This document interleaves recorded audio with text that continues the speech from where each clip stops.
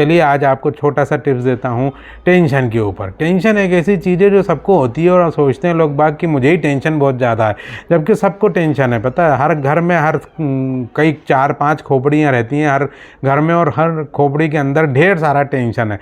तो टेंशन लेने की चीज़ नहीं है, टेंशन देने की भी चीज़ नहीं है, टेंशन से मुक्ति पाने की चीज़ है। और उसके लिए करना क्या है जी, इस तरह शर्ट तो ठीक करनी ही है जो चल आ गई थी, लेकिन एक काम ये करना है कि आपको टेंशन होने का कारण देखना है कि कारण क्या है, और उस कारण पे थोड़ा रिसर्च करना है कि क्या ये जेन्युइन कारण है, क्या ये कारण ख़त्म हो जाए तो रियली में टेंशन से मुक्त हो जाऊंगा। अच्छा, कितने दिन टेंशन से मुक्त रहूँगा? पिछले बार का भी जो कारण था वो तो अब नहीं रहा, कारण दूसरा आ गया, लेकिन अभी भी मैं टेंशन में हूँ। और अगली बार जब 2 महीने बाद आप मुझसे मिलेंगे तो कारण शायद बदल जाएगा। ये सब बातें बेकार की करिए कि सब मेरे हिसाब, मेरा ये नहीं है, मेरे पास कार नहीं है, कई लोग कहते हैं मेरे पास बड़ा बंगला नहीं है, कोई कहता है मेरी बेटी की शादी नहीं हो रही, कोई कहता है मेरा लोन नहीं चुकता हो रहा। देखिए, आपको सब बात बताऊं, जहाँ तक रिश्तों की बात है वो एक अलग चीज़ है, लेकिन जहाँ तक बात लोन की है, मैं आपको एक बात बताऊं कि मैं आज यहाँ बैठा हुआ हूँ, मैं बिल्कुल टेंशन में नहीं हूँ, क्योंकि मेरी ज़िंदगी में ईएमआई नहीं है। पहले नंबर की चीज़ है, टेंशन की सबसे बड़ी चीज़ है ईएमआई। आप क्यों इतना लोन लेते चले जा रहे हैं? और यदि आप लेने जा रहे हैं तो बिल्कुल मत लीजिएगा, और यदि आप ले चुके हैं तो ख़त्म करिएगा उसको, जल्दी से जल्दी ख़त्म करिए। कार लोन लिया हो तो बेचिए उस कार को जिसकी वजह से ईएमआई जाती है। क्या करना है यार, कौन देख रहा है? ट्रैफिक पे इतनी रोड पे इतनी कारें हैं कि हमको कार को कई बार गाली निकलती मुझे कि भैया इतनी बड़ी कार में एक आदमी बैठा जा रहा है, पूरी रोड ब्लॉक पड़ी हुई है, पूरा इंडिया। एक दिन मैं प्लेन से मुंबई से फ्लाइट पर लैंड कर रहा था, जब मैंने देखा मुंबई में सड़कों पर यहाँ से वहाँ तो कारें। अब उनकी ढेर में किसकी कौन सी है, किसने कितने के लिए, क्या फ़र्क पड़ रहा है? हमें तो जाम दिख रहा है पूरा का पूरा, और जाम में ये मतलब नहीं कि कौन सी कार है।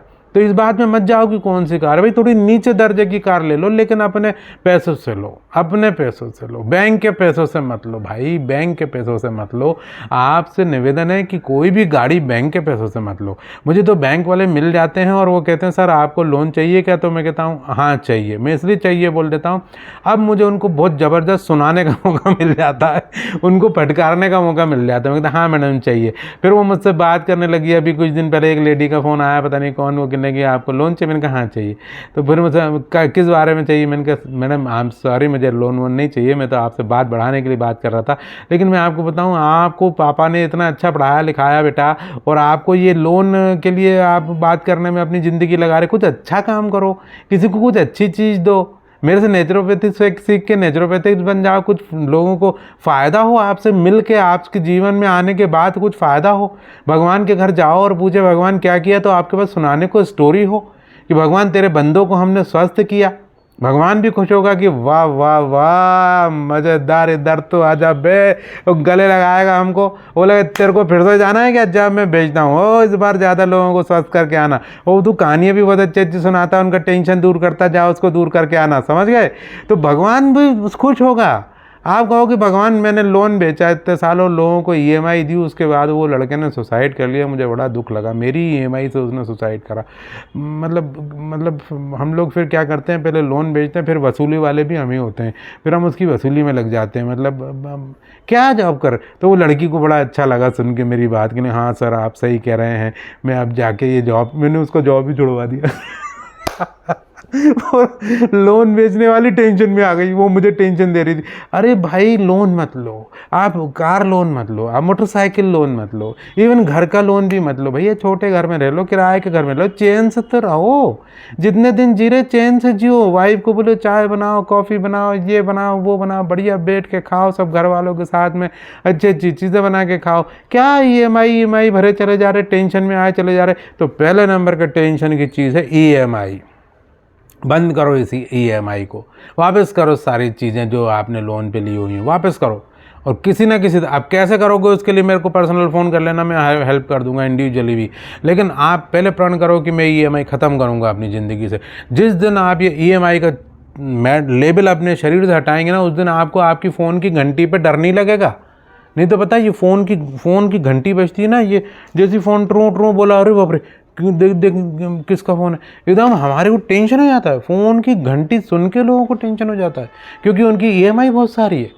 मैं आपसे आज आपसे निवेदन कर रहा हूँ, रिक्वेस्ट कर रहा हूँ कि आज से आपकी EMI बंद होनी चाहिए। कोशिश करो कि बंद करें, और एक बार कान पकड़ के उठक बैठक लगा लो कि अब मैं कम से कम दुनिया का कोई काम करूँगा, ये लोन नहीं लूँगा। ये लोन मेरे को ना, पंखा जो है वो अलग ढंग से दिखने लग जाता है, एक रस्सी टंगी दिखने लग जाती है पंखे में।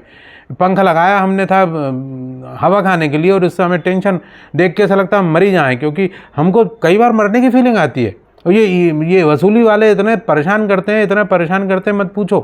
मैं जानता हूँ, मेरा एक्सपीरियंस रह चुका है, मैंने मतलब देखा है लोगों को कि बहुत खतरनाक होते हैं ये लोग। ये लड़कियां होती हैं वहाँ, और लड़कियां भी इतनी बदतमीजी से बात करती हैं। आपसे रिक्वेस्ट है कि आप लोन मत लो, और जिनने लोन ले लिया है उनको यदि बार बार फ़ोन आते हैं तो उनका टेंशन मत लो, बिल्कुल टेंशन मत लो कि बार बार फ़ोन आ रहा है। बल्कि आप उसका क्या करो, देखिए मैं सलूशन बताता हूँ। जैसे फ़ोन आया किसी का, देखिए आपकी लोन की 2 किस्तें ड्यू हो गई हैं, आप जल्दी से पे कर दीजिए, नहीं तो आपका सिविल ख़राब हो जाएगा, आपकी EMI ख़राब हो जाएगा, ये ख़राब हो जाएगा, वो ख़राब हो जाएगा। ऐसे ऐसे करके डराते हैं वो लोग खूब ज़्यादा। और आप कोई रिश्तेदार से, तो मैं बताऊँ क्या करना, उनको बोलना, देखिए हाँ जी एक्सक्यूज़ मी, हाँ मैडम आप मुझे भी बोलने देंगे कि नहीं बोलने देंगे? तो फ़ोन काट दूंगा मैं, दोबारा आपका फ़ोन नहीं उठाऊंगा, मुझे भी बोलने दीजिए। देखिए ऐसा है कि हमने लोन लिया था बैंक से, हम उसको चुका देंगे, और नहीं चुकाते तो हम ब्याज सहित चुका देंगे, और नहीं चुकाते तो वो जाने और हमारा बैंक जाने। आप काहे को बीच में बोल रहे हैं? नहीं सुनिए, पूरी बात सुन लीजिए। देखो ये कौन सा काम धंधा कर रहे हो यार, कोई अच्छी धंधा करो। हमने देखा है फिल्मों में लोग वसूली भाई बन जाते हैं, आप वसूली बहन बन गई हैं। अरे क्या धंधा कर रहे हो यार, क्या अच्छी पढ़ाई लिखाई करने के बाद ये धंधा कर रहे हो? इस तरह से बोले लोग। तुम्हारे पापा क्या, अच्छा वैसे एक बात बताओ बेटा, पापा का नाम क्या है आपके? आप कौन से शहर से हो?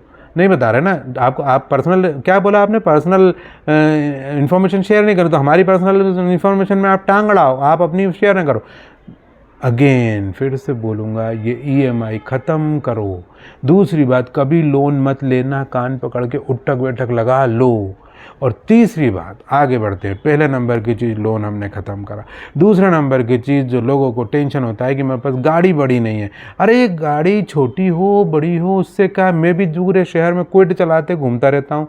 अब मेरे पास क्विड है और एक डस्टर है, डस्टर काफ़ी पुरानी हो गई, क्विड अभी नई है। तो मेरे को लगा कि जब मैं क्विड खरीदने गया तो मेरे को कई लोगों ने बोला कि आप ये ले लो, क्रेटा ले लो, आप वो ले लो, वो ले लो। मैंने कहा भाई सुनो, औकात जितनी ना उसमें ही रहना चाहिए।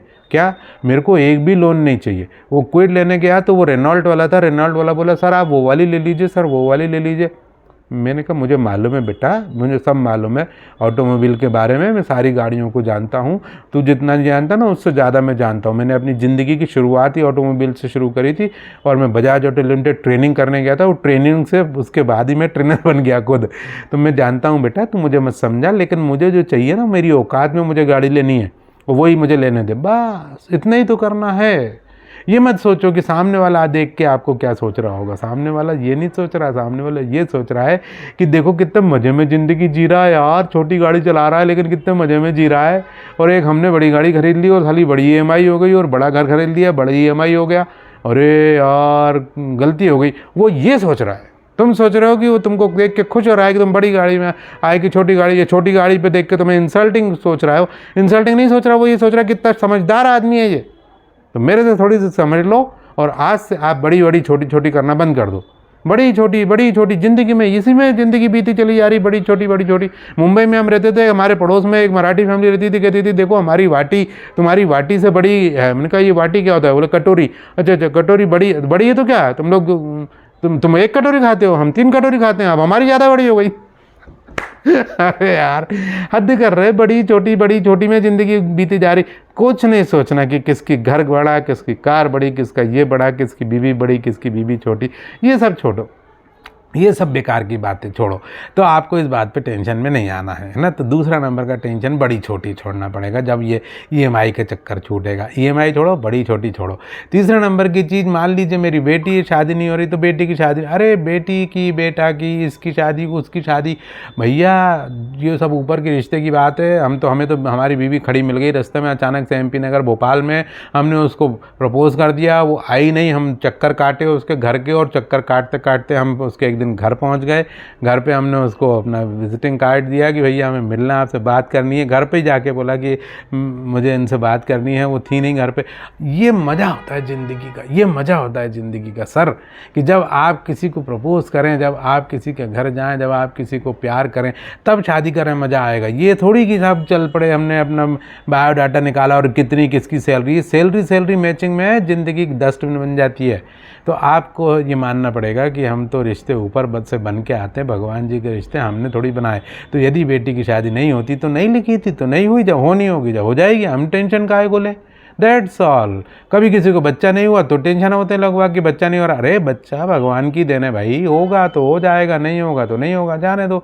तो आप थोड़ा रमता जोगी बनो, आप मस्त ज़िंदगी जियो। थोड़ा मुझसे सीखो ये बात कि भाई जब जो होना है तब वो होगा, हम बीच में टांग क्यों घुसेड़े हैं।